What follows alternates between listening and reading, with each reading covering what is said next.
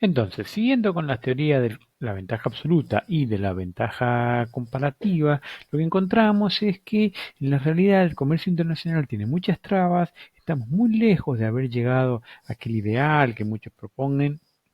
del libre comercio de bienes, servicios y factores productivos. Acá hay varias cosas que tener en cuenta, por ejemplo, que el libre comercio de factores productivos implica la libre movilidad de personas, tema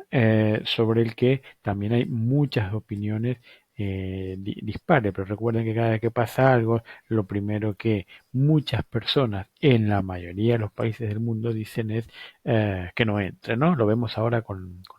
la pandemia COVID. eh, Cuando en los países o en los lugares vemos que dentro de cada país, si un municipio tiene pocos casos, no quiere que entren los vecinos del otro municipio. Bueno, imagínense esto a nivel internacional. Entonces, hay muchas cuestiones que nos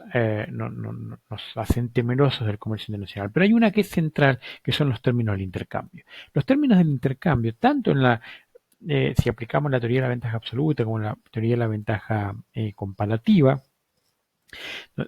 está bien, está todo muy bien, cada país se especializa en aquel que es absoluta o relativamente más eficiente,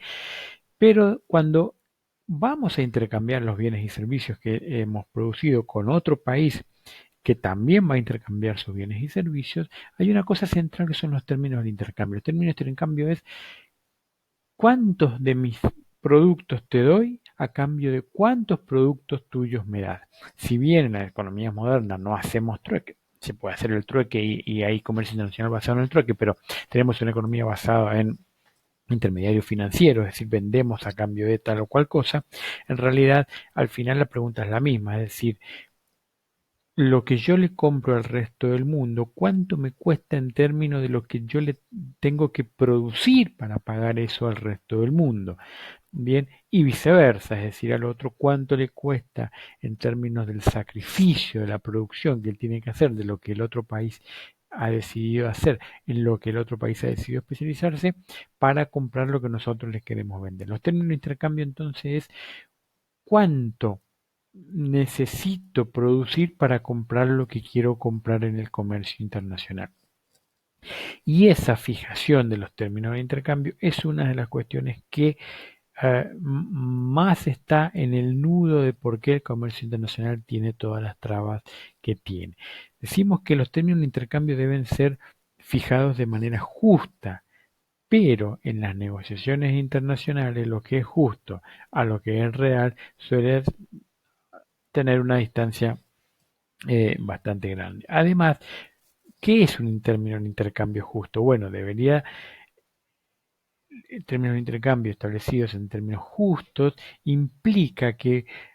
un país no le puede cobrar al otro por venderle, por exportar menos de lo que le implica fronteras adentro su propio costo de oportunidad para haber producido esos bienes que está exportando. Es decir, si un país se especializa, el costo de oportunidad que soporta es haber dejado de producir u otros bienes para especializarse en aquello en lo que es relativamente más eficiente. Bien, pues la venta en el comercio internacional de esos bienes deben por lo menos cubrir los el costo de oportunidad en el que ha incurrido ese país para producir esos bienes. Ese sería el piso. Y el otro país a su vez va a tener su propio piso basado en su propio costo de oportunidad de producción. Cuando uno hace las cuentas y lo que ve entonces es que cada país tiene un piso para cobrarle al otro, ¿de acuerdo? Y ahí lo que se genera es una brecha de negociación, es decir, que aún cuando los términos de intercambio son justos, hay una brecha que tiene que ver con aquella idea que vimos antes de que el comercio internacional permite aumentar la frontera de posibilidades de producción. La torta global, la torta mundial es más grande. Bien, pero el costo de oportunidad de producción para cada país dice cuál es el piso de un país para comercializar internacionalmente. Pero al haberse agrandado la torta, no hay un número mágico que se pueda calcular donde podemos fácilmente decir cómo repartimos en términos de comercio internacional esa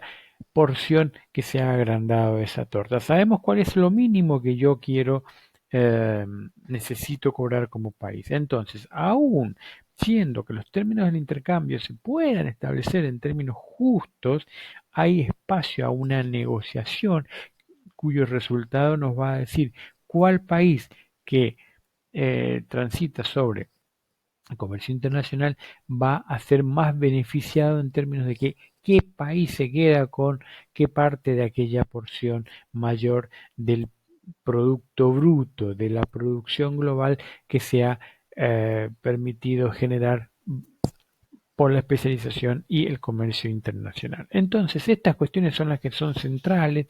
y cuando nosotros estudiamos las limitaciones al comercio internacional, aparecen todas estas en cuestiones siempre en lugares preponderantes de la agenda geopolítica global. La política comercial de cada país, el proteccionismo económico que cada país lleva a cabo de sus posibilidades productivas, que en definitiva son sus posibilidades de consumo de sus ciudadanos, están siempre sobre la mesa. Principales medidas proteccionistas ya las conocemos, son aranceles, es decir, que le cobro un porcentaje sobre de hacer las exportaciones, las importaciones, las cuotas, permito exportar o importar tanto y una determinada cantidad y no más allá de eso. Los subsidios es cuando yo quiero importar algo o quiero exportar algo, eh, podemos subsidiar. Si vamos a exportar, un subsidio significa bien, lo vendes, nos cuesta producir $11 y afuera lo podemos vender a 10, bien, el país puede subsidiar ese dólar de diferencia, por ejemplo, o en una importación que se supone que es necesario para objetivos de política muy loables, pero los agentes económicos no pueden acceder, entonces una parte la puede pagar el Estado, si es el caso de un subsidio a las importaciones, las regulaciones y las prohibiciones, que ya son temas no arancelarios, es decir, no todo va por el lado de impuestos o subsidios o aranceles y subsidios o cuotas, sino de manera no arancelaria podemos regular, donde establecemos calidades, establecemos metodologías que son de difícil cumplimiento o directamente establecemos prohibiciones. O sea, por ejemplo, decimos bien, no entran armas, no se puede importar armas, no se puede exportar armas o lo que sea. Todas estas cosas que son medidas que se establecen siempre sobre el comercio internacional y que establecen esas limitaciones al comercio internacional, en definitiva responden a aquellos objetivos de política macroeconómica que nosotros hemos estudiado. Recuerda, lograr que un país crezca, que crezca con empleo, que crezca con estabilidad. Bien, cuando entendemos que el comercio internacional puede atentar, es decir, que las decisiones que tomamos en pos de comercializar internacionalmente pueden atentar contra la consecución de aquellos objetivos de política macroeconómica. Y acá recordemos que los objetivos de política macroeconómica los fija un país en términos de su población, es decir, de lo que quiere lograr fronteras adentro. Entonces, cuando esos objetivos se ven amenazados, lo que terminan haciendo todos los países es establecer limitaciones al comercio internacional. Lo que vemos es que en muchos países, por diferentes motivos, hemos llegado a grandes opiniones fuertes, opiniones en contra de la globalización y de ciertas prácticas del comercio internacional. Si bien por otro lado la globalización lleva a que los consumos y las ganas de tener tales o cuales bienes o servicios que se producen en otro lado, vía el conocimiento de la utilidad de esos consumos, lo queremos lograr cuando las decisiones de comercio internacional implican cuestiones tales como cierre de ciertos sectores productivos que nos generan desempleo, la contaminación que se le echa la culpa los tipos de producciones de muchos sectores y de muchos países. Pensemos, o sea, cuando en la deforestación del Amazonas, por ejemplo. El Amazonas pertenece sobre todo a Brasil y a un par de países más sudamericanos, pero está en la agenda, para bien o para mal, de muchos países globales, perdón, muchos países del mundo. El acuerdo que firmó el Mercosur con la Unión Europea está todavía pendiente de aprobación y muchos países europeos utilizan eh, muchos de estos argumentos, el del Amazonas es uno de ellos, eh, para presionar,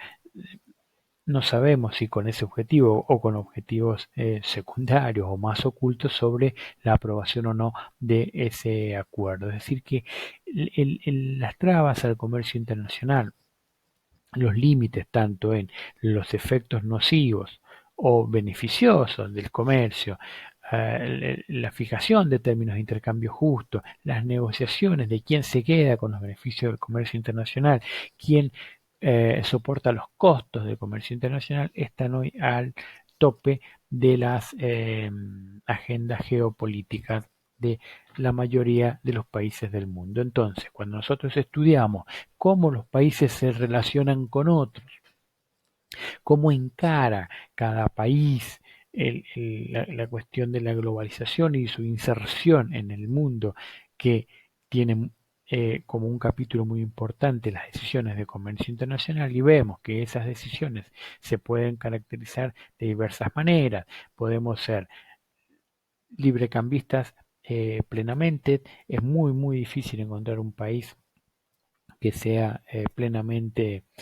abierto al libre cambio. Sí es cierto que hay algunos países muy chicos, algunas islas que tienen políticas mucho de una mayor apertura comercial. La verdad es que la mayoría, la gran mayoría de los países, y la historia sí nos lo muestra, que no vamos por el libre cambio, sino que vamos por la gestión de la apertura comercial hacia el mundo. Y esa gestión la podemos hacer ya sea de manera bilateral, es decir, negociando, por ejemplo, un acuerdo de comercio con otro país, en un modelo de integración económica, me junto con algunos otros países vecinos o que por alguna razón tienen ciertas ventajas estratégicas de asociarse conmigo, o de cooperación económica, donde el modo de integración es otro y tienen que ver con otros objetivos, y de esa manera han nacido entonces diferentes tipologías de inserción internacional. Las más conocidas son aquellas que desde una política globalizadora se dan en el ámbito de lo que era el GATT, los acuerdos generales sobre comercio y tarifas, después reemplazados por los lineamientos generales de la Organización Mundial del Comercio. Y por otro lado tenemos el encuadre de países dentro de lo que son relaciones regionales, donde nosotros acá podemos tener distintos grados de relaciones regionales o integraciones regionales, desde áreas de libre comercio, uniones aduaneras, mercados comunes. Acá, en términos globales, el ejemplo, el que más ha recorrido todo este camino es lo que era el mercado común europeo, hoy la Unión Europea. Nosotros tenemos nuestro ejemplo del Mercosur, y hay otras áreas regionales del mundo, el NAFTA, por ejemplo,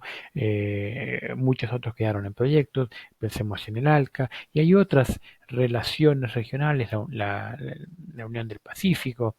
la Alianza del Pacífico, por ejemplo, donde las decisiones que han ido tomando no son iguales que las de una unión aduanera, bien, pero marcan ciertas ideas y políticas rectoras en cuanto a sus decisiones de comercio internacional. Hoy esas prácticas y esas agendas geopolíticas son esenciales. Es esencial estudiarlas y comprenderlas y conocerlas, y entender muy bien cuáles son sus objetivos, sus motivaciones y su acompañamiento a través del tiempo, porque los países van cambiando su posición en el mundo. Metemos en nuestro país y vamos a tener claro que cuando uno saca una foto y después toma la película, las posiciones también van cambiando por diversas causas. Entonces, es muy rico y muy complejo el estudio de el posicionamiento global de los diversos países, cómo encara esta cuestión de la apertura del mundo y el comercio internacional de cada país responde a la ideología, a la idea de política interna que mejor cree cada país, que aporta a la consecución de aquellos objetivos de política macroeconómica que hemos visto previamente.